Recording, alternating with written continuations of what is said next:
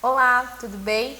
No vídeo de hoje nós vamos analisar uma decisão que condenou o hospital no estado de São Paulo a indenizar uma mulher em danos morais por negar o direito ao parto cesáreo a ela. A princípio, a gente precisa entender o conceito de dano moral e como essa juíza chegou à conclusão de que a negativa do parto cesárea gerou essa lesão à honra, à subjetividade daquela pessoa. O dano moral é aquele dano causado ao íntimo da pessoa, né? Isso falando em palavras mais simples, sem muito doutrinar a questão.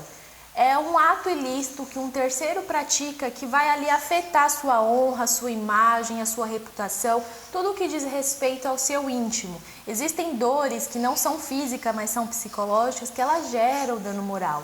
A ansiedade, a tristeza, a depressão, tudo isso, se for causado por um terceiro por meio de um ato ilícito, causa o dano moral. Nesse caso específico, a juíza entendeu que o Estado ele cometeu um ato ilícito ao negar o parto cesáreo àquela pessoa, justamente porque o que muitas pessoas não sabem é que a escolha do parto, independente se ela for pelo SUS ou pelo particular, é da gestante. A lei concede a ela o direito de escolher o parto que ela quer ter, seja cesárea, seja o parto normal. Para que você tenha melhor conhecimento do assunto, eu vou ler um trecho da lei, que é uma lei estadual de número 17.137, de 23 de agosto de 2019, que concede à gestante esse direito de escolha. No seu artigo 1º, ela vai falar o quê? A parturiente tem direito à cesariana a pedido, devendo ser respeitada em sua autonomia.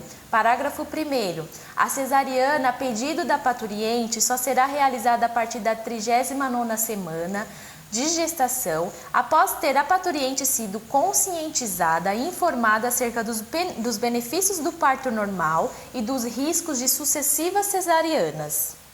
No parágrafo 2º, vai falar que essa cesariana ela deve ser registrada a termo de consentimento livre e esclarecido, elaborado em linguagem de fácil compreensão. Ou seja, a lei garante que a gestante que tiver a partir da 39ª semana, ela tem direito a escolher por um parto cesárea ou um parto normal, desde que respeitada aí todas as condições do caso, se tiver condições aí suficientes para que ela possa aí optar pela cesárea ou não.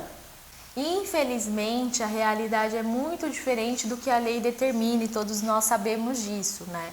Nós sabemos que no SUS eles induzem o parto normal até as suas últimas consequências, em muitos casos até vem ocorrer aí lesões graves tanto ao bebê quanto à gestante, e isso não pode acontecer. Por isso que é importante que você tenha conhecimento dos seus direitos para que você possa aí ter base para ir numa discussão e etc. quando você precisar, quando você se ver numa situação dessa forma.